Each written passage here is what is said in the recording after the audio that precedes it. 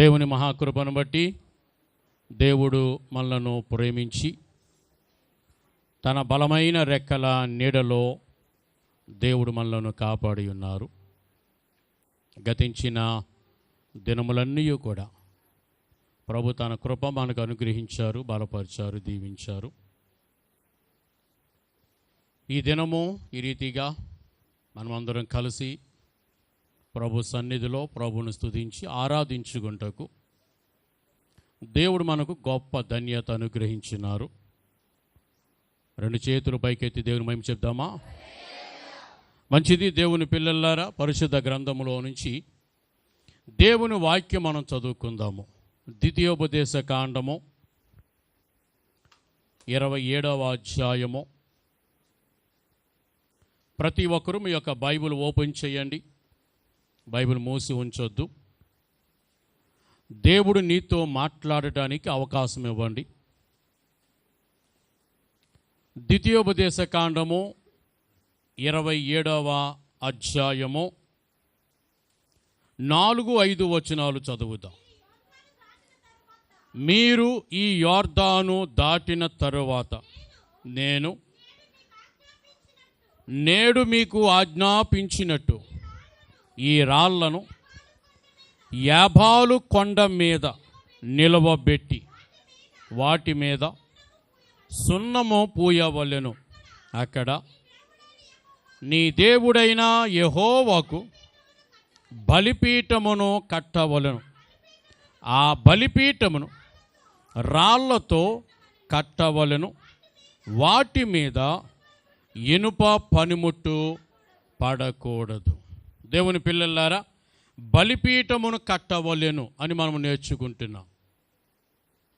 బలిపీఠమును గురించి మనము నేర్చుకుంటున్నాం. ఇప్పటికే పరిశుద్ధ గ్రంథములో నుంచి అనేకమైనటువంటి సత్యములు బలిపీఠము ద్వారా మనము నేర్చుకోవడానికి ప్రభు సహాయం చేశారు. ఈ దినము మరికొన్ని ప్రాముఖ్యమైన సంగతులు బలిపీఠమును గురించి దేవుని ఆలోచనలు, దేవుడు మనతో మాట్లాడిన, మనకు నేర్పించిన కొన్ని ప్రాముఖ్యమైన సత్యములు ఈ దినము మనము నేర్చుకుందాం. ఇశ్రాయేలీయులు ఐగుప్తును విడిచిన తరువాత దేవుడు వాగ్దానము చేసిన వాగ్దాన భూమికి, కనాను దేశమునకు ప్రయాణమయ్యారు. చాలా దూరము, చాలా సంవత్సరాలు ప్రయాణము చేశారు. కనాను దేశపు సరిహద్దులోనికి ఇశ్రాయేలీయులు వచ్చేశారు. యొర్దాను నది ఒక్కటే దాటవలసిన పరిస్థితి ఉంది వారి ముందు. యొర్దాను నది యువతల ఇశ్రాయేలీయులు ఉన్నారు. యొర్దాను నది దాటితే దేవుని వాగ్దాన దేశము, కనాను దేశములో అడుగు పెడతారు. ప్రభు చెప్పారు, మీరందరూ ఈ యొర్దాను నదిని దాటవలెను అని చెప్పారు. ఇశ్రాయేలీయులలో ప్రతి ఒక్కడు యొర్దాను నదిని దాటాలి. దాటితేనే వాగ్దాన భూములు అడుగు పెడతాడు. దాటకుండా యొర్దాను యువతల ఉండిపోవడానికి వీలు లేదు. మనము నేర్చుకున్నాం, యొర్దాను అనున్నది బాప్టిస్మమునకు గుర్తు. ప్రతివాడు యేసు నామమున బాప్టిస్మము పొందవలెను. అది దేవుని ఆజ్ఞ. దేవుడు ఆయన పిల్లలమైనటువంటి మనకు దేవుడు నేర్పించినటువంటి ప్రాముఖ్యమైన ఆజ్ఞ, ప్రతివాడును బాప్టిస్మము పొందాలి. చెప్పండి గట్టిగా. సాక్షాత్తు యేసు ప్రభు వారే బాప్టిస్మం పొందారు. గనుక ఈ భూమి మీద పుట్టి పెరుగుతూ ఉన్న ప్రతి వ్యక్తి బాప్టిస్మము పొందాలి. బాప్టిస్మము పొందితేనే ఇశ్రాయేలీయులు యొర్దాను నది దాటితేనే వాగ్దాన భూమిలో అడుగు పెడతారు. అలాగే మనుషులు బాప్టిజం పొందితేనే దేవుడు మనకిచ్చిన వాగ్దాన భూమి, పరలోకములో నిత్యత్వములో మనము అడుగు పెట్టగలుగుతాం. ఆమేన్, హల్లెలూయా. ప్రభు చెప్పారు, మీరు యోర్దాను నదిని దాటాలి అన్నారు. దాటిన తరువాత వారు ఏం చెయ్యాలి అని అంటే బలిపీఠమును కట్టవలను అన్నారు. బలిపీఠమును కట్టాలి, అది ప్రభు ఇచ్చిన ఆజ్ఞ. బలిపీఠము అనునది సమర్పణకు గుర్తు. బలిపీఠమును కట్టి ఆ బలిపీఠము మీద బలులు అర్పించేవారు. బలులు అర్పించేవారు. సో బలిపీఠం దేని గుర్తు? ఇప్పుడు అర్పించడానికి గుర్తు, సమర్పణకు గుర్తు. అర్పించబడాలి. ప్రతి వ్యక్తి తన్ను తాను దేవునికి అర్పించుకోవాలి. ఎలా అర్పించుకోవాలి? ఏమంటే దేవునికి ఎలా అర్పించుకోవాలి? ఒక కత్తి తీసుకుని పీకోసేసుకున్నా, ఒక తాడు వేసుకుని ఊరేసేసుకున్నా, మరి ఎలా అర్పించుకోవాలని దేవునికి? దేవుని పిల్లలారా, ప్రభు చెప్పారు, సజీవ యాగముగానే అర్పించుకోవాలి. సజీవ యాగం అంటే బ్రతుకుండగానే, నిన్ను దేవునికి అర్పించుకోవాలి. బట్ ఎలా అర్పించుకోవాలి? ప్రభు చెప్పారు, మీరు మారు మనసు పొందుడి, పాపక్షమాపణ పొందుడి. నిన్ను దేవునికి అర్పించుకోవడం, సమర్పించుకోవటం అంటే అర్థం ఏంటనంటే మారు మనసు పొందుట. నీ పాపములు క్షమించబడాలి.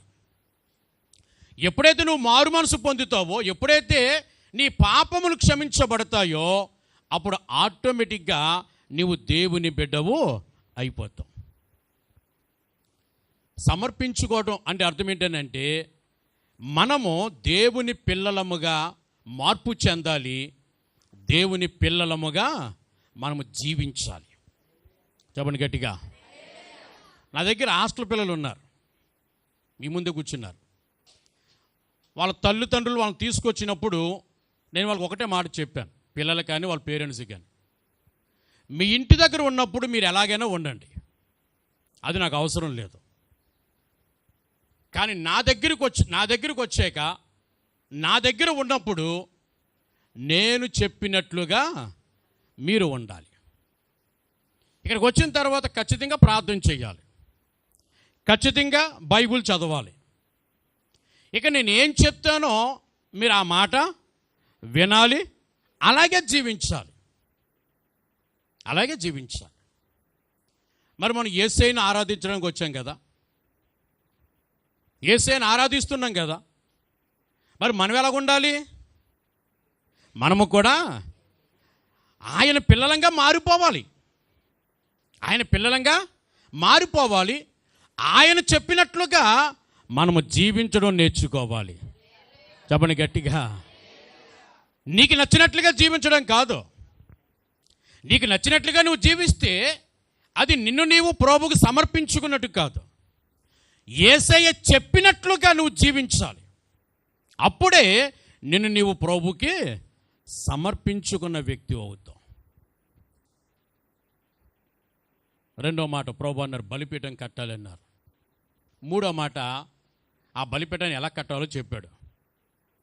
వేడితో కట్టాలట, రాళ్లతో కట్టమన్నాడు. ఆగండి, దేంతో కట్టమన్నాడు? రాళ్లతో కట్టమన్నాడు. రాళ్ళతో. ఏ రాళ్ళవి? అది సరిహద్దు రాళ్ళతో కట్టాలి. దేవుడు నీకు నాకు సరిహద్దు రాళ్ళు నియమించాడు. ఒక ఇంటికి 4 సరిహద్దు రాళ్ళు ఉన్నట్టు, ఒక భూమికి 4 సరిహద్దు రాళ్ళు ఉన్నట్టు, క్రైస్తవ జీవితానికి, ఆధ్యాత్మికమైన జీవితానికి కూడా 4 సరిహద్దు రాళ్ళు దేవుడు నియమించాడు. దేవుని మహిమ కలుగును గాక. 4 సరిహద్దు రాళ్ళు దేవుడు మనకు నియమించాడు. మొదటి రాయి వాక్యము, రెండవ రాయి సహవాసము, మూడవ రాయి ప్రభు బల్ల, 4వ రాయి ప్రార్థన. మన జీవితంలో ఏముండాలి? వాక్యం ఉండాలి, వాక్యం వినాలి, వాక్యానికి లోబడాలి, వాక్యానుసారముగా మనము జీవించాలి. అది మొదటి సరిహద్దురై. రెండవది సహవాసం. సహవాసం అంటే ఇదిగో ఇలాగ మనం అందరం కూడుకుని ప్రభువుని ఆరాధించుట. ఇది సహవాసం అంటే. ఇది సహవాసం. సహవాసం అనేది మనకు నచ్చినప్పుడో, మనకు వీలు కుదిరినప్పుడో, మనకు వెళ్ళాలనిపించినప్పుడో చేసేది కాదు సహవాసం అంటే.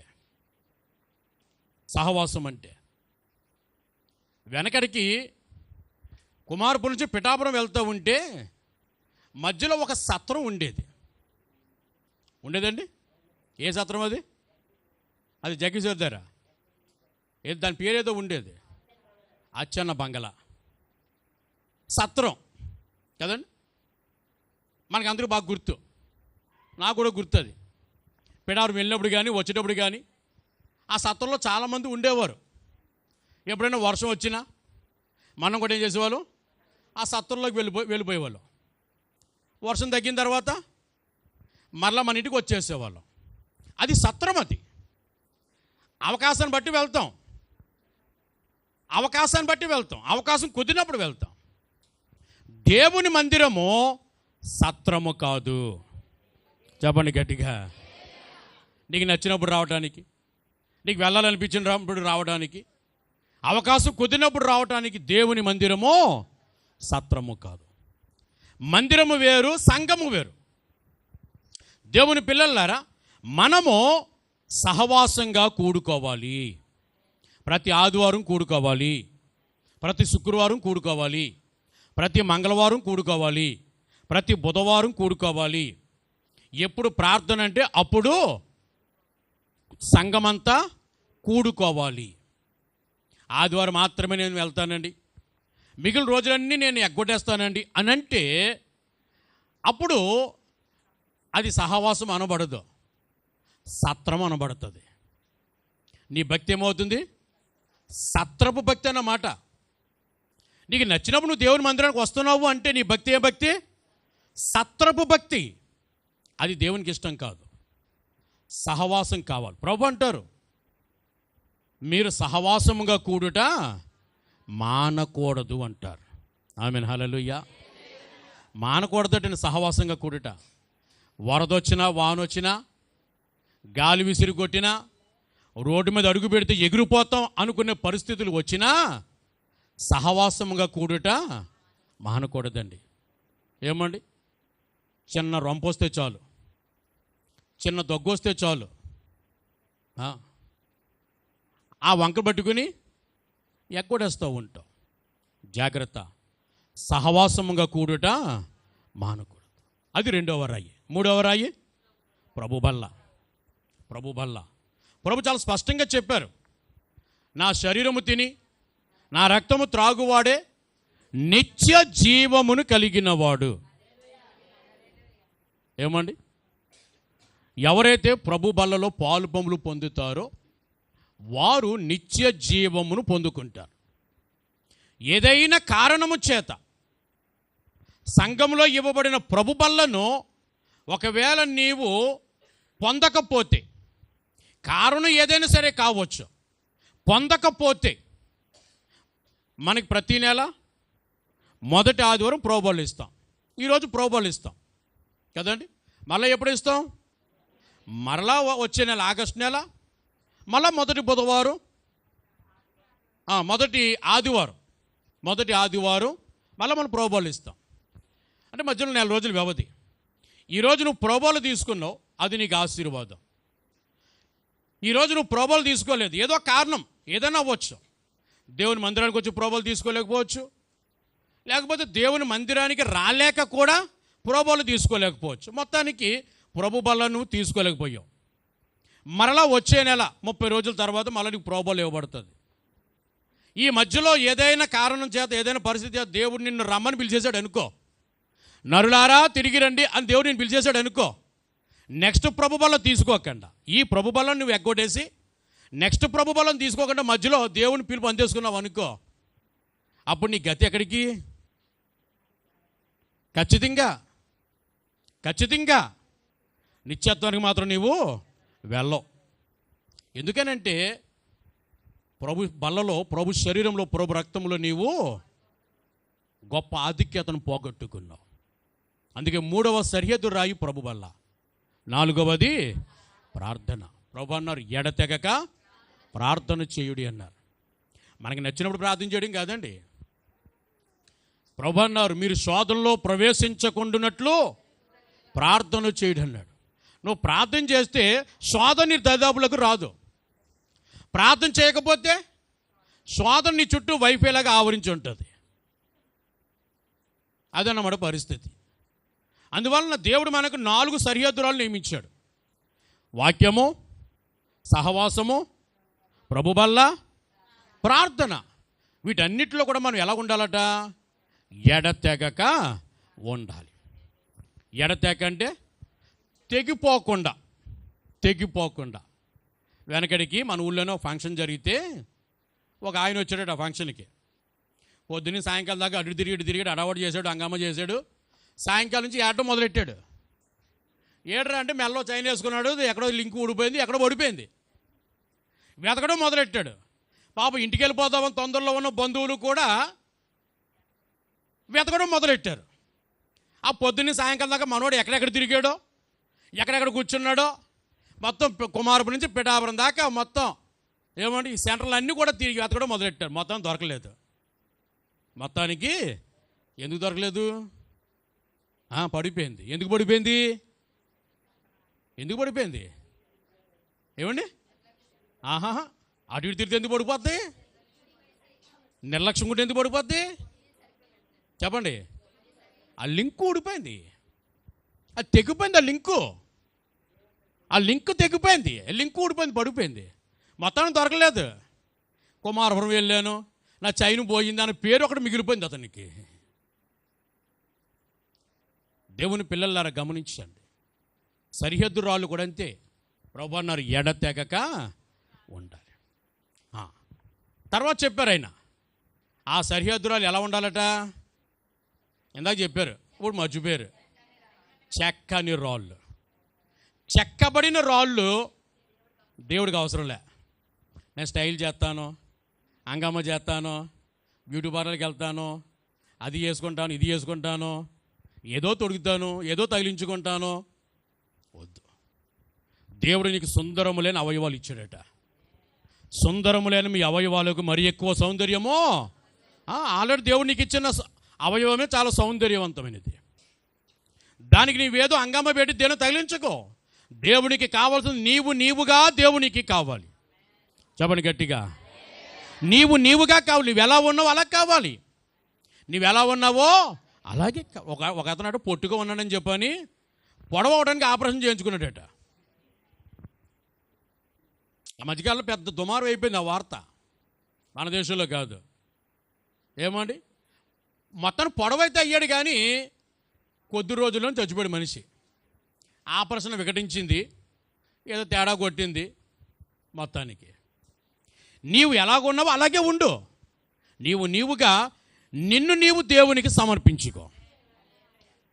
నీవుగా దేవుని బిడ్డగా మారిపో. నీవుగా దేవుని కొరకు జీవించు. నీవుగా దేవుని మహింపరిచే వ్యక్తిగా మారిపో. అది నీకు ఆశీర్వాదం. అది నీ జీవితానికి క్షేమము. ఇంకో మాట ప్రభు చెప్పారు. ఆ రాళ్ళు ఎంతందో ఎలా ఉండాలట?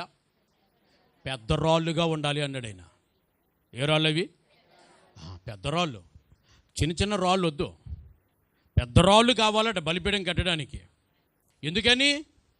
ఆ పెద్ద రాళ్ళలో 3 ఆత్మీయమైన సత్యాలు ఉన్నాయి. ఒకటి స్థిరత్వం. ఎలా ఉండాలి? మనము ప్రభువునందు స్థిరులుగా ఉండాలి. దేవుని పిల్లలు ఎలా ఉండాలట? స్థిరులుగా ఉండాలి. అస్థిరులుగా మాత్రం ఉండొద్దు. రెండవది ఇచ్చే వాళ్ళంగా ఉండాలి, పుచ్చుకునే వాళ్ళంగా. చిన్న రాయి ఉందనుకోండి, దాని మొక్కలు చేస్తే గుండె అయిపోద్ది. అదే పెద్ద రాయిని మొక్కల కింద చేస్తే మొక్కలే ఉంటుంది, ముక్కలుగా విడుతుంది. అది ఒక పెద్ద రాయి అవసరమైతే అది చిన్న ముక్కలుగా మారుతుంది. తనలో నుంచి చిన్న ముక్కలు ఇవ్వగలిగితే ఒక పెద్ద రాయి. అందుకే దేవుని పిల్లలు ఎప్పుడు ఎలా ఉండాలి? పుచ్చుకున్నట కంటే ఇచ్చుట ధన్యం అని ప్రభు చెప్పారు. మనం అలా ఉండాలి. సంతోషంగా ఇవ్వాలి, ఉత్సాహంగా ఇవ్వాలి, హృదయపూర్వకముగా మనం దేవునికి ఇవ్వడం నేర్చుకోవాలి. ఇంకొక మాట ఉంది అందులో, ఆ పెద్దరాళ్ళు ఉన్న ఇంకొక ఆత్మీయ సత్యం ఏంటనంటే సహకారం.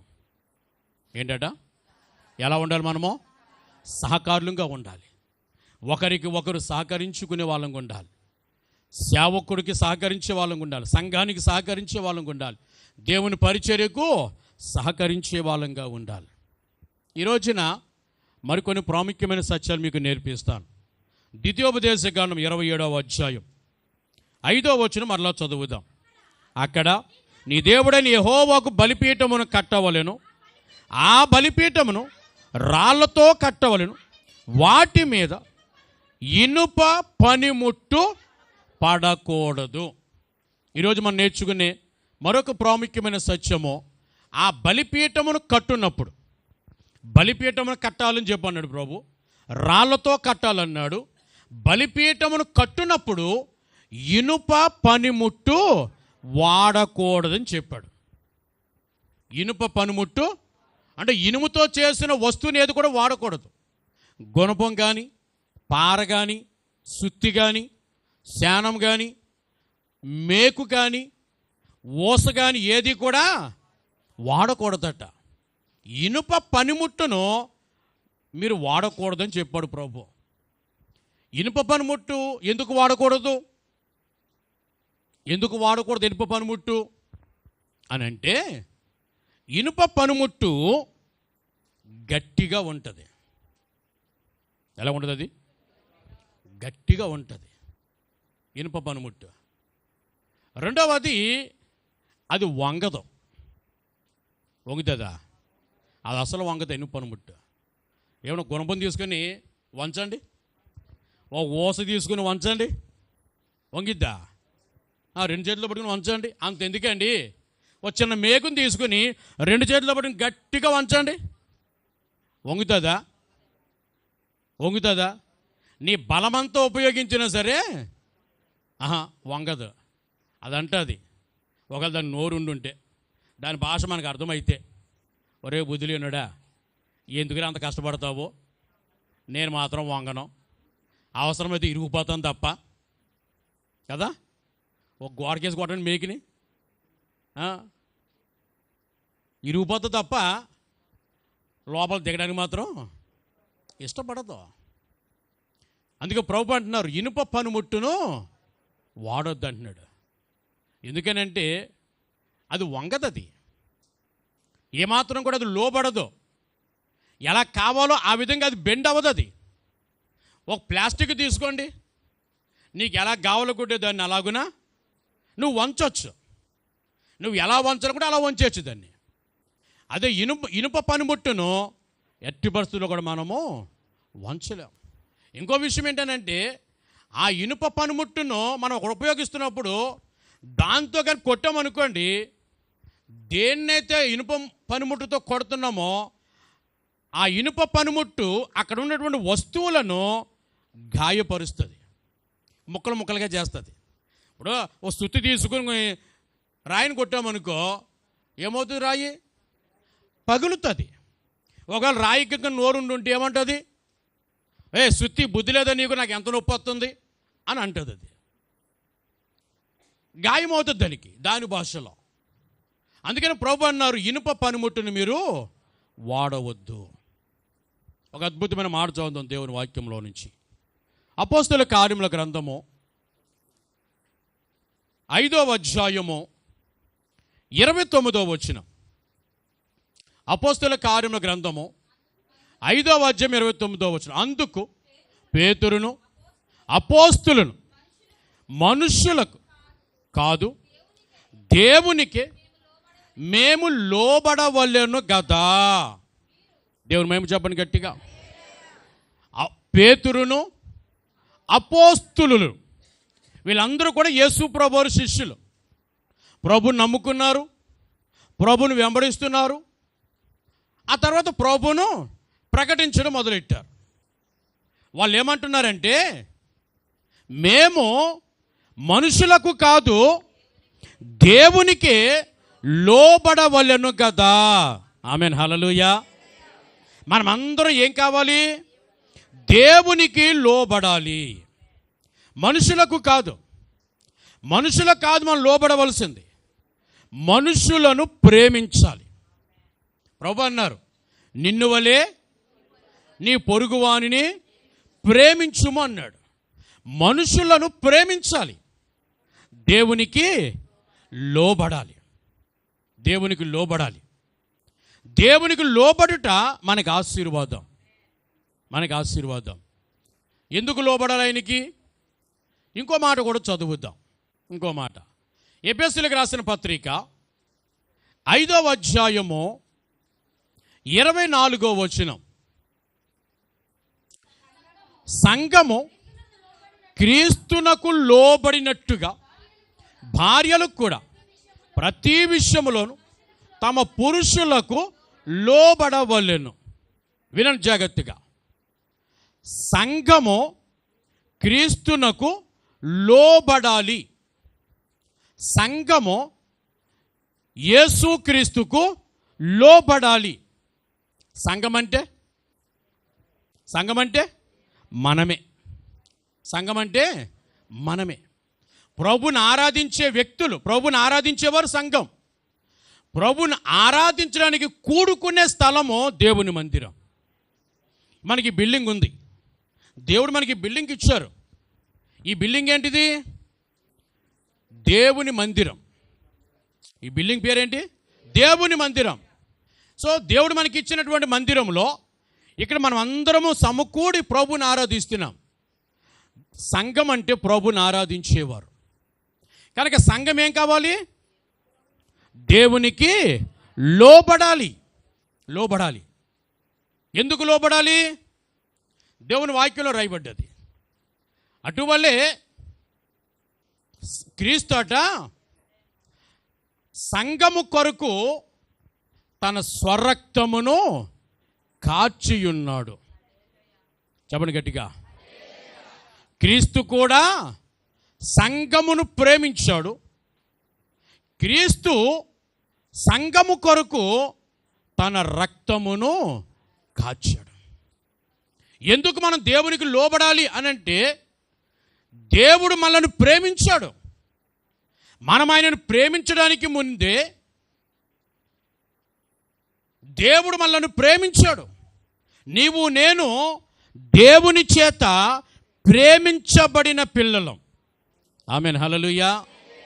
అందుకనే మనం ఏం కావాలి? దేవునికి లోబడాలి. రెండవది, దేవుడు మన కొరకు తన రక్తము కార్చాడు. తన రక్తము కార్చాడు. తన శరీరంలో ఉన్న రక్తమంతటిని దేవుడు మన కొరకు కార్చాడు. దేవుడు తనకంటూ ఒక్క రక్తపు చుక్కను కూడా దాచుకోలేదు, మిగిల్చుకోలేదు. ప్రభు మన కొరకు తన శరీరమును ముక్కలు ముక్కలుగా చీల్చబడ్డది. అలాగ చీల్చబడ్డానికి దేవుడు అవకాశం ఇచ్చాడు. ఆయన అంటారు, నా అంతట నేనే నా ప్రాణమును పెట్టుచున్నాను అంటాడు ఆయన. నా అంతట నేనే, తనంతట తానే తన శరీరం ముక్కలు ముక్కలుగా చీల్చబడ్డానికి ఆనాడు రానువ వారి చేతులకు దేవుడు తన్ను తాను అప్పగించుకున్నాడు. దేవుని పిల్లలారా, దేవుడు మనల్ని ఎంత ప్రేమించాడు అనంటే, తన శరీరము ముక్కలు ముక్కలుగా చీలిపోయే విధముగా దేవుడు మనల్ని ప్రేమించాడు. దేవుడు మనల్ని ఎంత ప్రేమించాడు అనంటే, తన రక్తమంతా కూడా మన కొరకు కాచబడే విధముగా దేవుడు మనల్ని ప్రేమించాడు.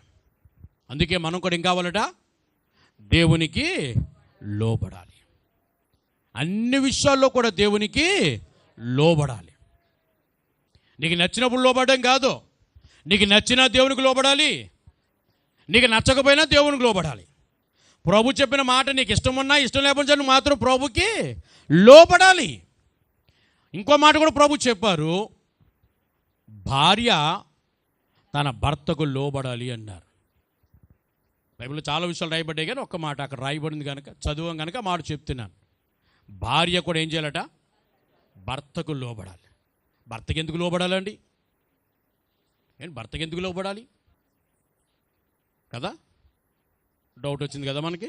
భర్తకి ఎందుకు లోబడాలో నేను చెప్తాను, సేవకుడిగా నేను చెప్తాను. భర్త దేవుని చేత నీకు అనుగ్రహించబడిన వ్యక్తి. చెప్పండి, దేవుని మహిమ చెప్పండి. నువ్వు కోరుకుంటే నీ జీవితంలోనికి అతడు భర్తగా రాలే. నువ్వు ఇష్టపడితే అతడు నీ జీవితంలోనికి భర్తగా రాలేదు. ఏమండి? దేవుని నిర్ణయించాడు. ఈ భూమి మీద కొన్ని వందల కోట్ల మంది మనుషులు ఉన్నారు, పురుషులు ఉన్నారు.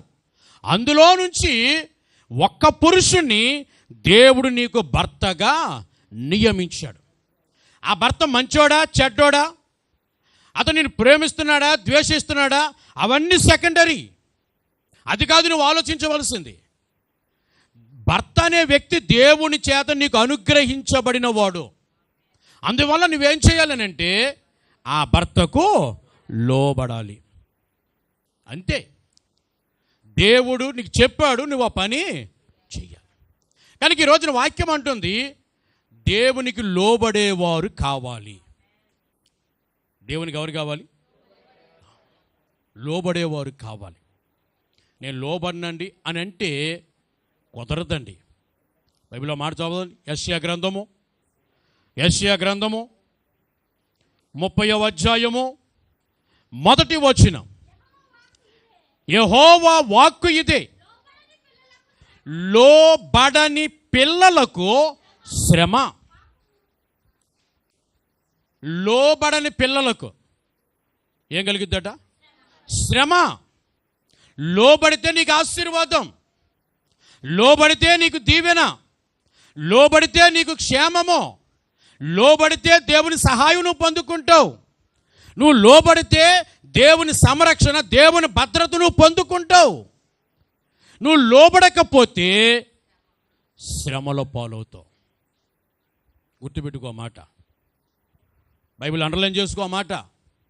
నీ బైబిల్ అండర్లైన్ చేసుకో మాట. నువ్వు లోబడకపోతే నీ జీవితము, నీ కుటుంబము, నీ బ్రతుకు, నీ భవిష్యత్తు శ్రమల పాలవుతుంది. సామెతల గ్రంథము 29వ అధ్యాయం 1వ వచనం. ఎన్నిసార్లు గద్దించినను లోబడని వాడు మరి తిరుగు లేకుండా హఠాత్తుగా నాశనమగును. ఎన్నిసార్లు గద్దించినను, దేవుడు ఏం చేస్తున్నాడు? నేను గద్దిస్తూ ఉన్నాడు.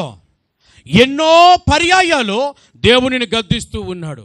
తన వాక్యము ద్వారా, తన సేవకుని నోటి వెంట పలకబడుతున్న మాటల ద్వారా, నీ తోటి విశ్వాసుల ద్వారా దేవుడు అనేకమైన పర్యాయాలు దేవుడు నిన్ను గద్దిస్తూ ఉన్నాడు. గద్దిస్తున్నాడు అంటే అర్థం ఏంటో తెలుసా? నిన్ను సరిచేయడానికి దేవుడు ప్రయత్నం చేస్తున్నాడు.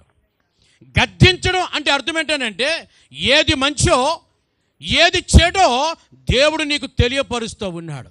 ఏది చెయ్యొచ్చో ఏది చేయకూడదో, ఎక్కడికి వెళ్ళొచ్చో ఎక్కడికి వెళ్ళకూడదో, ఏమి తినొచ్చో ఏమి తినకూడదో దేవుడు నీకు నేర్పిస్తూ ఉన్నాడు. అదండి గద్దించడం అనంటే. దేవునికి నేర్పిస్తూ ఉన్నాడు తన వాక్యము ద్వారా, తన సేవకుడి ద్వారా, తన విశ్వాసుల ద్వారా, తన పిల్లల ద్వారా దేవుడు నీకు నేర్పిస్తూ ఉన్నాడు. దేవుడు చెయ్యమన్నది నువ్వు చెయ్యాలి, లోబడాలి. దేవుడు చెయ్యొద్దు అన్నాడనుకో, మనము దానికి కూడా లోబడాలి, చెయ్యకుండా జాగ్రత్త పడాలి. అక్కడికి వెళ్ళొద్దు అన్నాడనుకో దేవుడు, ఏం చేయాలి? మనం నా ఇష్టం నేను వెళ్తాను అనకూడదు. దేవుడు చెప్పాడు వెళ్ళొద్దని, దేవుడు చెప్పాడు తినొద్దని, దేవుడు చెప్పాడు దూరంగా ఉండమని. ఏం చేయాలి? మనము దేవుని మాటకు లోబడాలి. ప్రభు అంటారు, ప్రభు చాలా స్పష్టంగా చెప్తారు, ఒకడు క్రొవ్విన గొర్రెలను అర్పించుట కంటే, వేల కొలది పశువులను దేవునికి అర్పించుట కంటే మాట వినుట శ్రేష్టము అంటాడు. మాట వినుట. ఎవరి మాట? దేవుని మాట వినాలి. నువ్వు ఆయనకు లోబడితే అది నీకు ఆశీర్వాదం. దేవుడు ఎన్నోసార్లు నేను గద్దిస్తూ ఉన్నాడు, మారు మనసు పొందమని, పాప క్షమాపణ పొందమని, రక్షణ పొందమని, దేవుని బిడ్డగా బ్రతకమని, దేవుని కొరకు సాక్షిగా జీవించమని ఎన్నో పర్యాయాలు దేవునిని గద్దిస్తూ ఉన్నాడు. ఎందుచేతనో కొన్ని హృదయాలు దేవుని గద్దింపుకు లోబడతలేరు. యోబు గ్రంథంలో అంటాడు, యెహోవా గద్దించు మనుషుడు ధన్యుడు అంటాడు. దేవుడు గద్దించే మనుషుడు ఎవరట? ధన్యుడండి. దేవుడు గద్దించే మనుషుడు ధన్యుడు. కొన్ని సంవత్సరాల క్రితం కాకినాడ నుంచి నా దగ్గరికి ఒక కుర్రోడు వచ్చాడు. కాకినాడ నుంచి. వాడు మహా తొండ్రగడ్డాడు. 3 కొడుకులు. పెద్దోడు నా దగ్గర పెట్టాడు. వాళ్ళ నాన్న అమ్మ భరించలేక నా దగ్గరికి పంపించారు వాడిని. పంపించారు నా దగ్గరికి. ఏమండి పెట్టుకున్నాను. వాడు ఎలాంటోడనంటే ప్రార్థన చేసేటప్పుడు అందరి కోసం ప్రార్థన చేసేవాడు, వాళ్ళ అమ్మ నాన్న కోసం చేసేవాడు కాదు. ఏరా అంటే మా అమ్మ నాన్న చచ్చిపోయారండి అనువాడు. బతికే ఉన్నారు అంటే కోపం హాస్టల్లో పెడేయారని. ఏమండి ఇంకా తర్వాత వాడు బుద్ధి చెప్పడం మొదలెట్టాను. మామూలుగా కాదు. వాడిని కొడతా ఉంటే నాకే ఆయాసం వచ్చేది. అంతలాగా కొద్ది రోజులు గడిచాయి. చాలా కొద్ది రోజులే, 1 సంవత్సరం గడిచింది అంతే. ఆ సంవత్సరం తర్వాత ఏమండి వాడు ఇంటికి వెళ్ళిపోయాడు. ఇంటికి వెళ్ళిపోయిన తర్వాత ఏం జరిగింది తెలుసా? రోజు ప్రతి ఆదివారం చర్చిలోకి వెళ్ళిపోయేవాడు. పొద్దున్నే వచ్చేసేవాడు. 10 గంటలకల్లా చాటి చర్చి 10 గంటలకల్లా వచ్చేసేవాడు. వాళ్ళ అమ్మా నాన్నకంటే ముందే బైబిల్ పట్టుకుని వచ్చేసేవాడు. వాళ్ళు చెప్తూ ఉంటే సాక్ష్యం నాకే చాలా ఆశ్చర్యం అనిపించింది. అంతే 10వ తరగతి పూర్తయింది. నా దగ్గర 9వ తరగతిలోకి వచ్చాడు. 10వ తరగతి పూర్తయింది. ఉపవాస కూడాలు వచ్చాయి. బాప్టిజం తీసేసుకున్నాడు. నేను చెప్పలే తీసుకోమని, వాళ్ళ అమ్మ నాన్న చెప్పలే తీసుకోమని, కానీ గద్దింపుకు సరిచేయబడ్డాడు. దేవుని పిల్లలారా, ఈరోజు చక్కగా ఉంది వాడి జీవితం. ఈరోజు మీ జ్ఞాపకం చేస్తున్నాను, దేవుడు గద్దించే మనుషుడు ధన్యుడు. దేవుడు గద్దిస్తున్నప్పుడు నువ్వు లోబడితే నీ జీవితము కూడా ధన్యమవుతుంది. లోబడాలి, నువ్వు ఆయన వాక్యానికి లోబడాలి, దేవుని మాటకు నీవు లోబడాలి. నేను లోబడినండి. ఇంగ్లీష్ అక్షరాలలో ఎన్ని ఉంటారు? అక్షరాలు 26. A to Z వరకు అక్షరాలు 26. అన్నీ అటో ఇటో వంగుతాయి. ఒకటి మాత్రం నాకులా నిలబడి ఉంటుంది. ఏమండి ఎంత చెప్పినా వంగుతుంది. ఎల్లా ఐ అంటే నేను. అంటే అర్థం ఏంటి? నేను. వంగదది, అటు వంగదు ఇటు వంగదు. అందుకే అది సింగిల్గా ఉండిపోద్ది. ఇక దానికి ఎవరు ఫ్రెండ్స్ ఉండరు. ఒకే గీతలో ఉండిపోద్ది. మిగిలిన అక్షరాలకి అటో ఇటో కొమ్ములు తిరుగుతూ ఉంటాయి. అవన్నీ ఫ్రెండ్స్ అన్నమాట వాడికి. వినండి జాగ్రత్తగా. దేవుడు ఎన్నిసార్లు గద్దించాడు? నేను లోబడను, నేను ఇలాగే ఉంటాను, నా బ్రతుకు మార్చుకోను, నేను ఇంతే అని అనుకుంటే ఒకానొక రోజున వస్తుంది, నీ జీవితం మీదకి నాశనము వస్తుంది. బైబిల్ చెప్తుంది, ఎన్నిసార్లు గద్దించినను లోబడని వాడు మరి తిరుగు లేకుండా హఠాత్తుగా, అకస్మాత్తుగా, సడన్గా ఏమవుతాడు? లోబడిన వాడు నాశనం అవుతాడు, లోబడిన వాడు దీవించబడతాడు. ఆమేన్, హల్లెలూయా. నువ్వు లోబడితే దీవించబడతావు. నీ జీవితం, నీ కుటుంబం ధన్యమవుతుంది. నువ్వు లోబడకపోతే నాశనాన్ని నీ చేతులారా నీ జీవితంలోనికి తెచ్చుకున్న వ్యక్తి అవుతావు. ఇంకా తర్వాత దాన్ని ఇంకెవడు కూడా చెప్పండి మార్చలేడు. యెషయా గ్రంథము 65వ అధ్యాయం 2వ వచనం. 65వ అధ్యాయం 2వ వచనం. తమ ఆలోచన అనుసరించి చెడు మార్గమున నడుచుకొనుచు. ఈ మాట గమనించండి. లోబడనొల్లని ప్రజల వైపు దినమంతయు నా చేతులు చాపి ఉంచి ఉన్నాను అన్నాడు ప్రభు. చెప్పండి గట్టిగా, దేవుని మహిమ. ఏమన్నాడైనా? లోబడని ప్రజల కొరకు దేవుడట దినమంతా తన చేతులు చాపించాడట. యేసు ప్రభు సిలువేయబడినప్పుడు ఆయన 2 చేతులు అడ్డకమ్మికి సాగదీసి మేకులు కొట్టారట. ఒక నిలువు కమ్మి, దానికి అడ్డకమ్మి సిలువైతే ఆ సిలువకి ఆయన దిగ్గొట్టినప్పుడు ఆయన 2 చేతులు అడ్డకమ్మికి సాగదీసి మేకులు కొట్టారట. మేకులు కొట్టాలనుకుంటే చేతులు సాగదీయవలసిన పని లేదండి. చేతులు దగ్గరికి పెట్టి కూడా మేకులు కొట్టచ్చు కదా. కానీ సాగదీశారట. 2 చేతులను సాగదీసి మేకులను కొట్టారట. ఎందుకో తెలుసా? ప్రభు అంటున్నారు, ఇదిగో చూడు, నీకోసమే నా చేతులు సాగదీయబడ్డాయి, నీకోసమే నా చేతులు చాపబడ్డాయి, నీకోసమే ఈ చేతులలో మేకులు దిగగొట్టబడ్డాయి.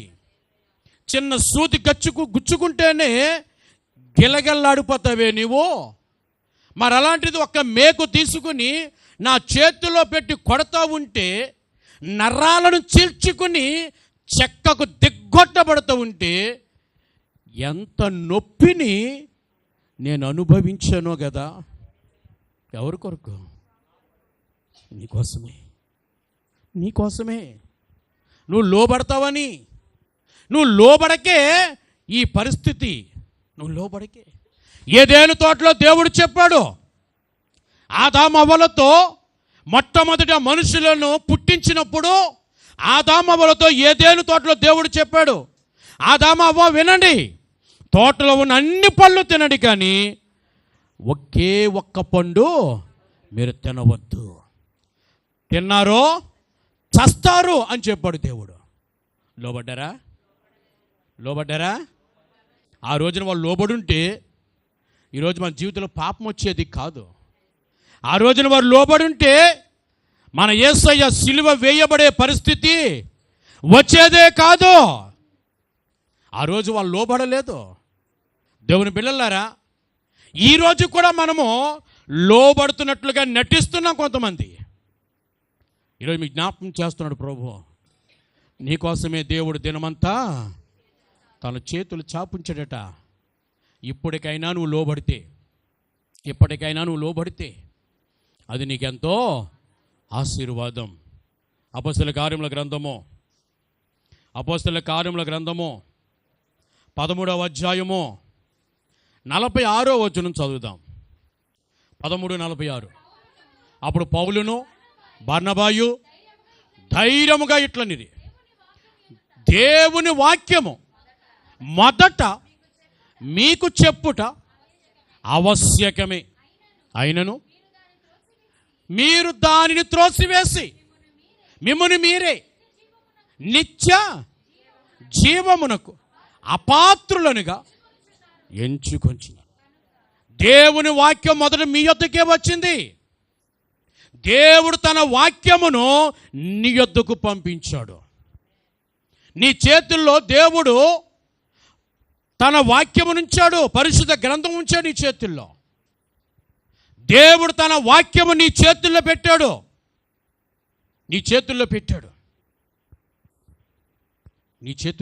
దేవుడు.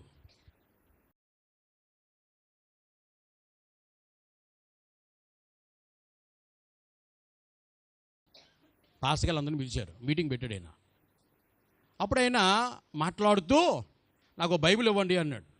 వెన్న పాస్టర్ గారు బైబిల్ ఇచ్చారు. ఆ బైబిల్ చేత్తో పట్టుకుని ఆయన అన్నాడు, పాస్టర్ గారండి అంటే మొత్తం పాస్టర్ గారు అందరితో మాట్లాడుతున్నాడు, పాస్టర్ గారులండి మీరు ఈ మాట వినండి, ఆ బైబిల్ కొన్న కవర్లు తీసి పారేయండి అన్నాడు. బైబిల్ కొన్న ఆ కవర్లు తీసేయండి, బైబిల్గా పట్టుకోండి, దాని వైబ్రేషన్ అనుభవించాలండి మీరు అంటున్నాడు ఆయన. బైబిల్ పట్టుకుంటే ఏం చేయాలి? దాని వైబ్రేషన్ మనం అనుభవించాలండి, దాని వైబ్రేషన్ మనం అనుభవించాలి. ఈ కవర్ ఏం చేస్తుందంటే ఆ వైబ్రేషన్ మనకు అందకుండా ఆపేస్తుంది. ఈరోజు వాక్యం నీ చేతిలో పెట్టాడు దేవుడు. దేవుని పిల్లలారా, అర్థమవుతుందా మీకు? వాక్యం మీ చేతుల్లో పెట్టాడు. ఈ వాక్యం మీ చేతుల్లో రావడానికి ఎంతోమంది జీవితాలను, కుటుంబాలను త్యాగం చేశారు, ప్రాణ త్యాగాలు చేశారు, డబ్బులను పోగొట్టుకున్నారు, కుటుంబాలను పోగొట్టుకున్నారు. ఎన్నో త్యాగాల ఫలితమే ఈ రోజున బైబిల్ మన చేతుల్లో ఉంది, వాక్యం మన చేతుల్లో ఉంది. ఈ రోజున వాక్యం మనం నేర్చుకుంటున్నాం. పిల్లలారా వినండి, దేవుని పిల్లలారి మాట మీకు జ్ఞాపకం చేస్తూ ఉన్నాను. ఈ మాట, దేవుని వాక్యానికి మీరు లోబడండి. వాక్యం మీ వద్దకు వచ్చింది, బట్ మీరేం చేశారు? దానిని త్రోసివేశారట. ఎవడైతే వాక్యానికి లోబడడో, త్రోసివేస్తాడో వాడు ఎలాంటి వాడట? నిత్య జీవానికి అపాత్రుడు. పాత్రుడు కాదు, అపాత్రుడు అంటే నిత్య జీవం పొందడం వ్యక్తి. నువ్వు గనక వాక్యానికి లోబడకపోతే, దేవుని మాటకు లోబడకపోతే నీకు నీవే నాశనాన్ని కొని తెచ్చుకున్న వ్యక్తి అవుతావు. ప్రభు అంటున్నారు, బలిపీఠం కట్టండి, కానీ దాని మీద ఇనుప పనిముట్టును వాడొద్దు. ఎందుకని? అది లొంగదది. నాకు లోబడేవారు కావాలి. ఎవరు కావాలి? లోబడేవారు కావాలి.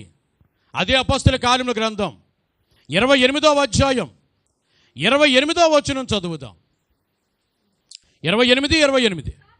కాబట్టి దేవుని వలనైనా ఈ రక్షణ అన్యజనుల యొద్దకు పంపబడి ఉన్నదని మీరు తెలుసుకొందురుగాక. దేవుని వలనైనా ఈ రక్షణ మీ యొద్దకు పంపబడినదని మీరు తెలుసుకొందురుగాక. ఏం తెలుసుకోవాలి మనము? దేవుడి రక్షణ మన యొద్దకు పంపబడిందని మనమందరమును తెలుసుకోవాలి. ఇప్పుడు మనం ఏం చేయాలంటే ఆ రక్షణను మనము పొందుకోవాలి. అక్కడ ఒకటి అంకి వేసి ఆ కింద చదవని పుట్టినోట్స్లో ఒక అద్భుతమైన మాట రాయబడ్డది. గట్టిగా చదవండి. అతడి సంగతులను చెప్పిన తరువాత యూదులు తమలో తాము చాలా తర్కించుకొని వెళ్ళిపోయారట. దైవజనుడు చెప్పాడు, ప్రజలారా వినండి, దేవుని రక్షణ మీ యొద్దకు పంపబడి ఉన్నది, ఈ సత్యాన్ని మీరు తెలుసుకోండి అని చెప్పాడు. ఆ మాట ప్రజలు విన్నారు. విన్న తర్వాత ఏం చేశారట? వాళ్ళే తర్కించుకున్నారట. ఆ తర్వాత వెళ్ళిపోయారట. లోబడిన వారు లేరక్కడ. చెప్పండి, లోబడిన వారు లేరక్కడ. సేవకుడు చెప్పాడు, దేవుడు రక్షణ మీ యొద్దకు పంపించాడని చెప్పాడు, రక్షణ మీరు పొందుకోవాలని చెప్పాడు. కానీ రక్షణ పొందుకోవడానికి, అయ్యా ఆ రక్షణ నేను పొందుకుంటానయ్యా, ఆ రక్షణ నాకు కావాలయ్యా అని అడుగు ముందుకు వేసిన వ్యక్తులు లేరక్కడ. ఏమైపోయారట? విన్నారు, త్రోసేశారు, వెళ్ళిపోయారు. ఎబ్రీ పత్రిక 2వ అధ్యాయం 3వ వచనంలో అంటాడు ప్రభువారు, ఇంత గొప్ప రక్షణ నిర్లక్ష్యము చేస్తే ఎలాగూ తప్పించుకుంటావు? రక్షణ దేవుడు నీ కొరకు సిద్ధపరిచాడు. రక్షణ నీ కొరకు దేవుడు సిద్ధపరిచాడు. దేవుని పిల్లలారా, ఇక్కడ ఎవరైనా సరే రక్షణ లేకుండా ఉన్నట్లయితే మీరందరూ కూడా రక్షణ పొందాలి. రక్షణ పొందుటకు నిన్ను నీవే సిద్ధపరచుకోవాలి. రక్షణ అనేది ఇంకొకరి బలవంతం మీద పొందుకునేది కాదు. రక్షణ అనేది నీ ఇష్టపూర్వకముగా నీవు తీసుకోవలసినది, పొందవలసింది రక్షణ. కనుక ప్రతి వ్యక్తి ఏం కావాలి? రక్షణ పొందాలి. రక్షణ పొందకుండా ఎన్ని సంవత్సరాలు నువ్వు ప్రభువుని ఆరాధించినా నీ భక్తి వ్యర్థమైపోతుంది. దేవుని ద్వారా మేలు పొందుకోవచ్చు, దేవునికి సహాయం చేయొచ్చు, బట్ నీ భక్తి యొర్దాను దాటకపోతే కనానులో అడుగు పెట్టలేరు. 40 సంవత్సరాలు ప్రయాణం చేశారు వాళ్ళు దేవుడితో కలిసి. పగలనక రాత్రనక ఎవరితో నడిచారు వాళ్ళు? 40 సంవత్సరాలు దేవునితోనే నడిచారు. దేవుని సన్నిధి వారి పైన ఉంది. ఎన్నో అద్భుతాలు దేవుడు వారి జీవితాల్లో చేస్తాడు. అయినా కనాన్లోకి అడుగు పెట్టాలంటే ఏం చేయాలట? యొర్దాను దాటాలి, బాప్టిజం అనుభవంలో రావాలి, రక్షణ పొందాలి, మనుషులందరూ రక్షణ పొందాలి. ఆనాడు కొంతమంది రక్షణ పొందండ్రా నాయనా అంటే నిర్లక్ష్యంగా వెళ్ళిపోయారట. నీ జీవితాన్ని అలా చేసుకోకు. ఇది గొప్ప రక్షణ. నిర్లక్ష్యం చేసావో నీకే నష్టం. రక్షణ పొందేవా, అది నీకెంతో ఆశీర్వాదం. ద్వితీయోపదేశకాండంలోనికి వచ్చేయండి. 27వ అధ్యాయం 5వ వచనం మనం చదువుకున్నాము. అక్కడ ద్వితీయోపదేశకాండం 27వ అధ్యాయం 5వ వచనంలో వాటి మీద ఇనప పనిముట్టు పడకూడదండి, వాడకూడదట. ఇనప పనిముట్టు వాడడం దేవుడికి ఇష్టం లేదు. లోబడని జీవితం కలిగిన వారు దేవుడు చెప్తున్నాడు, మీరు లోబడేవారుగా మారిపోవాలని చెప్తున్నాడు. ఈరోజైనా ఎప్పటికైనా మించిపోయింది లేదు. కొంత సమయం ప్రార్థన చేస్తాం. ఆ రోజు అప్పుడు దేవుని ద్వారా చిన్న సమర్పణ చేసుకో. ప్రభా, ఈ రోజు నుంచి నేను లోబడి బ్రతుకుతాను ప్రభా. ఇంతవరకు లోబడలేదు, లోబడకుండా బ్రతికేశాను ప్రభా. ఇప్పుడు నన్ను నేను మార్చుకుంటున్నాను, లోబడతాను, నీ మాటకు లోబడతాను, నీ వాక్యానికి లోబడతాను, నేను లోబడి బ్రతుకుతాను ప్రభా అని దేవుని ద్వారా సమర్పణ చేసుకో. ఇంకో మాట చదువుదాం. ద్వితీయోపదేశకాండం 27వ అధ్యాయం 4వ వచనం చదువుదాం. మీరు ఈ యొర్దాను దాటిన తరువాత నేను నేడు మీకు ఆజ్ఞాపించినట్టు ఈ రాళ్లను యాబాలు కొండ మీద నిలవబెట్టి వాటి మీద సున్నము పూయవలెను. దేవుడు ఇంకో ప్రాముఖ్యమైన సత్యం చెప్తూ ఉన్నారు. గట్టిగా దేవుడు మేము చెప్పండి. బలిపీఠం గురించి ఇంకో ప్రాముఖ్యమైన సత్యం ప్రభు చెప్తున్నారు. నువ్వు బలిపీఠం కట్టిన తర్వాత ఆ రాళ్ళ మీద సున్నము పోయవలెను అన్నాడు ఆయన. రాళ్ళన్నింటి మీద ఏం పోయాలి? సున్నం పొయ్యాలి, సున్నము పొయ్యాలి. అప్పుడు రాళ్ళన్నీ ఏమైపోతాయి? తెల్లగా మారిపోతాయి, సున్నముతో నింపబడిపోతాయి. అప్పుడు చూసేవారి కంటికి అది రాయిగా కనబడదు కదండి, చూడటానికి అందంగా కనబడుతుంది, అందంగా కనబడుతుంది. ఇల్లు కడతాం, గోళ్ళ కడతాం, ప్లాస్టింగ్లు చేయిస్తాం, ఏమండి ఆ గోడ అలాగే వదిలేస్తామా? వదిలేయం కదా. ప్లాస్టింగ్ చేయించిన గోడ, ప్లాస్టింగ్ చేయించిన మరుసటి చూడండి ఎంత అందంగా కనబడుతుందో, నల్లగా నిగనగలాడితే కనబడుతుంది. ఒక వారం రోజుల తర్వాత చూడండి పాలిపోయిన మనిషిలాగా, అవునా, తెల్లగా. ఎందుకు ఇంకది అని అనిపిస్తుంది. అరే ఇలా ఉందరే గోడ. అప్పుడు ఏం చేస్తాం మనం? దాని మీద సున్నం పోస్తాం. అప్పుడు ఆ గోడ అందంగా కనబడుతుంది. ప్రభుత్వం చెప్తున్నారు, బలిపీఠాన్ని కట్టు, రాళ్ళతో కట్టు. అంతా కట్టిన తర్వాత నువ్వేం చేయాలి? ఆ రాళ్ళ మీద సున్నము పొయ్యాలి. ప్రభులా చెప్పారు. అపోస్తల కార్యముల గ్రంథం 2వ అధ్యాయం, అపోస్తల కార్యముల గ్రంథము 2వ అధ్యాయము 38వ వచనం. పేతురు, మీరు మారు మనసు పొంది పాప క్షమాపణ నిమిత్తము ప్రతివాడు యేసుక్రీస్తు నామమున బాప్తిస్మము పొందుడి, అప్పుడు మీరు పరిశుద్ధాత్మ అను వరమును పొందుదురు. గట్టిగా దేవుని మహిమ చెప్పండి. మారు మనసు పొందండి, పాప క్షమాపణ పొందండి, బాప్తిజం పొందండి. ఇవన్నీ చెప్పిన తర్వాత ఏమంటున్నాడు? అప్పుడు అప్పుడు నువ్వు మారు మనసు పొందాక, పాపక్షమాపణ పొందాక, బాప్టిజం పొందాక, అప్పుడు నువ్వు దేనితో నింపబడతావు? ఎవరితో నింపబడతావు? పరిశుద్ధాత్మతో నువ్వు నింపబడతావు. దేవుని ఆత్మతో నువ్వు నింపబడతావు. రాళ్ళతో బలిపీఠం కట్టు, ఆ పైన సున్నం పోయి మారు మనసు పొందు, బాప్టిజం పొందు, పాప క్షమాపణ పొందు. దేవుని ఆత్మ చేత మనము నింపబడాలి. ఎవరితో నింపబడాలి? దేవుని ఆత్మ చేత, పరిశుద్ధాత్మ చేత మనము నింపబడాలి. నింపబడాలి. అదే అపోస్తల కార్యముల గ్రంథం 2వ అధ్యాయం 4వ వచనం చదవండి. 2:4. అందరూ పరిశుద్ధాత్మతో నిండిన వారై, ఆత్మ వారికి వాక్శక్తి అనుగ్రహించిన కొలది అన్య భాషలతో మాట్లాడసాగిరి. మేడగదిలో 120 మంది వ్యక్తులు ఉన్నారు. యెరూషలేములో ఇలాంటి ఒక మేడగదిలో 120 మంది వ్యక్తులు ఉన్నారు.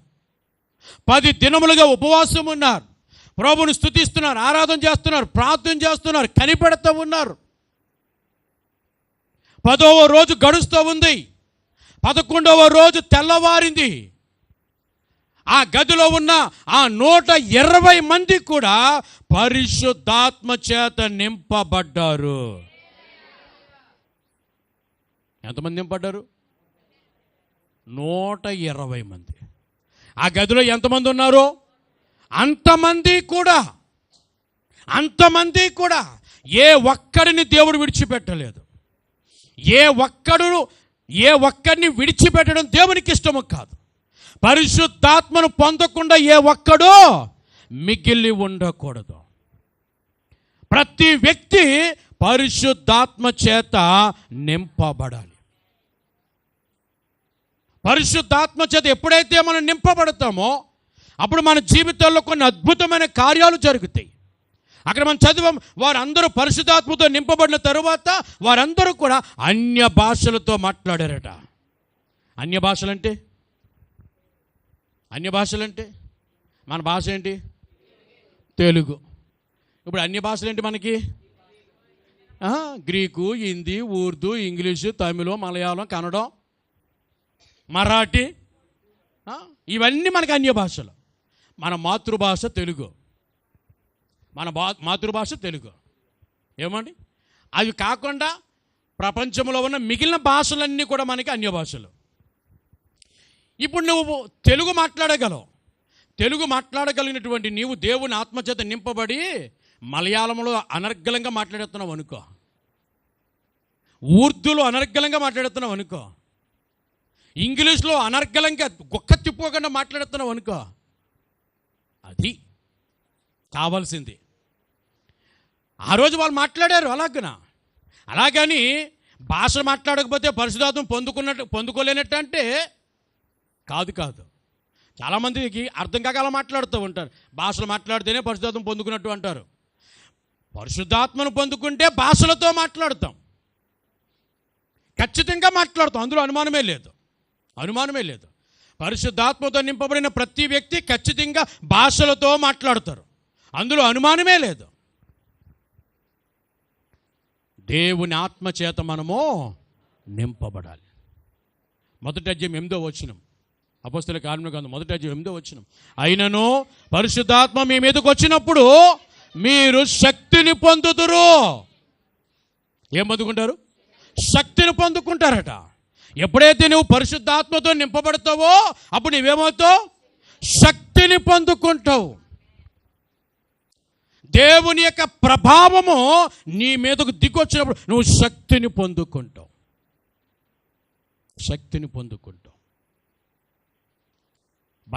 బలహీనంగా ఉండవు. బలహీనమైనటువంటి నీవు ఒక బలమైన వ్యక్తివిగా మారిపోతావు. శిష్యులు బలహీనులే. శిష్యులు ఎవరండి? బలహీనులే. ఆ మంట దగ్గర మంట కాగుతూ ఉంటే ఓ చిన్న అమ్మాయి వచ్చి, పేతురు నువ్వు యేసుతో కూడా ఉండినవాడు కదా అంటే ఏమంది? ఓ అమ్మాయి ఏం మాట్లాడుతున్నావు? ఆయన ఎవడో నాకు ఎవరన్నారు మాట? యేసుప్రభు శిష్యుడు. ఎందుకన్నాడు? బలహీనుడు. అదే బలహీనుడు పరిశుద్ధాత్మ చేత నింపబడినప్పుడు అదే యెరూషలేములో కొన్ని లక్షల మంది ప్రజల ముందు యేసే దేవుడని ధైర్యముగా ప్రకటించగలిగాడు. నా ప్రియ దేవుని పిల్లలారా, మీ జ్ఞాపకం చేస్తున్నాను, పరిశుద్ధాత్మతో నింపబడాలి. ఆ రాళ్ళకు సున్నం పోయాలి. పరిశుద్ధాత్మతో నింపబడినప్పుడే నీ భక్తి జీవితం పరిపూర్ణమవుతుంది. నువ్వు పరిశుద్ధాత్మతో నింపబడలేదనుకో, నీ భక్తి జీవితం అసంపూర్ణంగానే ఉంటుంది. పరిశుద్ధాత్మతో నింపబడినప్పుడు అన్య భాషలతో మాట్లాడతారు. పరిశుద్ధాత్మతో నింపబడినప్పుడు శక్తిని పొందుకుంటారు. ఇంకో మాట చదువుతాం, అదే అపొస్తలుల కార్యముల గ్రంథము 4వ అధ్యాయం 31వ వచనం. 4:31. వారు ప్రార్థన చేయగానే వారు కూడి ఉన్న చోటు కంపించెను.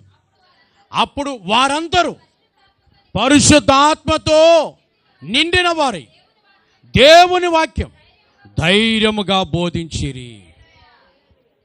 దేవుని వాక్యం ఎలా బోధించారు? ధైర్యంగా బోధించారు. ఎవడేమనుకున్నా పర్వాలేదు. సత్యాన్ని సత్యంగా చెప్పడం మొదలెట్టారు. ఉన్నది ఉన్నట్టుగా చెప్పడం మొదలెట్టారు. ఎప్పుడు? పరిశుద్ధాత్మతో వారు నింపబడినప్పుడు. ఈరోజున వాక్యం చెప్తుంది, బైబిల్లో ఎన్నో అద్భుతమైన సత్యాలు ఉన్నాయి. పరిశుద్ధాత్మతో నింపబడితే ఎన్నో ఆశీర్వాదాలు దేవుడు మన కొరకు రాయించారు. ప్రతి ఒక్కరూ పరిశుద్ధాత్మ పొందాలి, పరిశుద్ధాత్మతో నింపబడాలి. మీకు ఇంకో మాట చెప్తాను. 2వ అధ్యాయం 4వ వచనం మనం చదివాం కదా, అందరూ పరిశుద్ధాత్మతో నిండిన వారే అని చదువుకున్నాం. అది స్టార్టింగ్. అది స్టార్టింగ్. 4వ అధ్యాయం 31వ వచనం వచ్చేసరికి 31వ వచనం మళ్ళీ రాయబడ్డది అక్కడ, వారందరూ పరిశుద్ధాత్మతో నిండిన వారే. ఇందాక 2వ అధ్యాయం 4వ వచనంలో రాయబడిన మాట, 4వ అధ్యాయం 31వ వచనంలో రాయబడిన ఇవి రెండు ఒకటి కాదు. రెండు వేరువేరు సందర్భాలు. ఇవి రెండు వేరువేరు సందర్భాలు. ఈ రెండింటికి మధ్య కొన్ని దినాల వ్యవధి ఉంది. వారు ప్రారంభంలో పరిశుద్ధాత్మతో నింపబడ్డారు. మరలా 2-3 దినాలు గడిచిన తరువాత మరొకసారి మరలా వారు పరిశుద్ధాత్మతో నిండిన వారుగా ఉన్నారు. మరొక కొంచెం ముందుకు వెళ్తే మరలా కనబడుతూ అవే మాటలు మరలా కనబడుతూ ఉంటాయి. పరిశుద్ధాత్మతో నింపబడటం అనేది ఒక్కసారి జరిగి ఆగిపోయేది కాదు. పరిశుద్ధాత్మతో నింపబడటం అనేది నువ్వు చచ్చే వరకు నీ జీవితంలో ఆ ప్రక్రియ జరుగుతూనే ఉండాలి. ప్రతి దినము, ప్రతి పరిస్థితిలో, ప్రతి ప్లేసులో, ప్రతి సందర్భంలో నువ్వేం కావాలనంటే దేవుని ఆత్మచేత, పరిశుద్ధాత్మ చేత నువ్వు నింపబడుతూ ఉండాలి. అందుకే ప్రభు ఒక అద్భుతమైన మాట చెప్పారు. లూకాసు వార్త 11వ అధ్యాయం 13వ వచనం. 11వ అధ్యాయం 13వ వచనం. పరలోకమందున్న మీ తండ్రి తన్ను అడుగు వారికి పరిశుద్ధాత్మను ఎంతో నిశ్చయముగా అనుగ్రహించును. ఏమిస్తాడైనా? పరిశుద్ధాత్మను అనుగ్రహిస్తాడు. ఎవరికి ఇస్తాడు? అడిగిన వారికి ఇస్తాడు. పరలోకమందున్న మీ తండ్రి ఎవరైతే దేవుణ్ణి అడుగుతారో, ప్రభా నాకు పరిశుద్ధాత్మ అభిషేకం కావాలి, నేను పరిశుద్ధాత్మతో నింపబడాలనుకుంటున్నాను, ప్రభా నన్ను పరిశుద్ధాత్మతో అభిషేకించండి అని ఎవరైతే ప్రభువుని అడుగుతారో ఏం చేస్తారు చెప్పండి? ప్రభు అట వారికి నిశ్చయముగా అనుగ్రహించును. దేవుడు తన ఆత్మచేత నిన్ను నింపును గాక. నీలో ఆసక్తి ఉండాలి. నేను దేవుని ఆత్మచేత నింపబడాలి అనే ఆసక్తి నీలో ఉండాలి. శిష్యులకు ప్రభు చెప్పారు, మీరు ఆ పరిశుద్ధాత్మ మీదకి వచ్చినప్పుడు మీరు శక్తి పొందుతారు. కనుక మీరేం చేస్తారో తెలుసా? మేడగదిని విడిచి బయటికి వెళ్ళొద్దు అన్నాడు ఆయన. కనుక శిష్యుల్లో ఒక ఆసక్తి ఉంది. నేను దేవుని ఆత్మచేత నింపబడాలి, పరిశుద్ధాత్మతో నేను నింపబడాలని ఆ 10 దినాలు పరిశుద్ధాత్మ అభిషేకం వారు పొందుకునే వరకు మేడ గదిని విడిచిపెట్టి బయటకు వెళ్ళలే. అది ఆసక్తి అంటే. అలాంటి ఆసక్తి మనలో రావాలి. నేను దేవుని ఆత్మచేత నింపబడాలి, పరిశుద్ధాత్మతో నింపబడాలి, దేవుని ఆత్మాభిషేకం నేను పొందుకోవాలి. ఎప్పుడో బాప్టిజం పొందని పాస్టర్ గారు కాదు కాదు కాదు కాదు పరిశుద్ధాత్మాభిషేకం అనేది ప్రతి దినము నీ జీవితంలో జరగవలసిన, నువ్వు పొందవలసిన, నువ్వు అనుభవించవలసిన ఒక అద్భుతమైనటువంటి అనుభవం అది. ప్రభు చెప్తారు, నా ఆత్మ లేనివాడు నావాడు, నా ఆత్మ లేనివాడు. దేవుని పిల్లలారా జ్ఞాపకం చేసుకుందాం, మోకరించని ప్రార్థన చేసుకుందాం.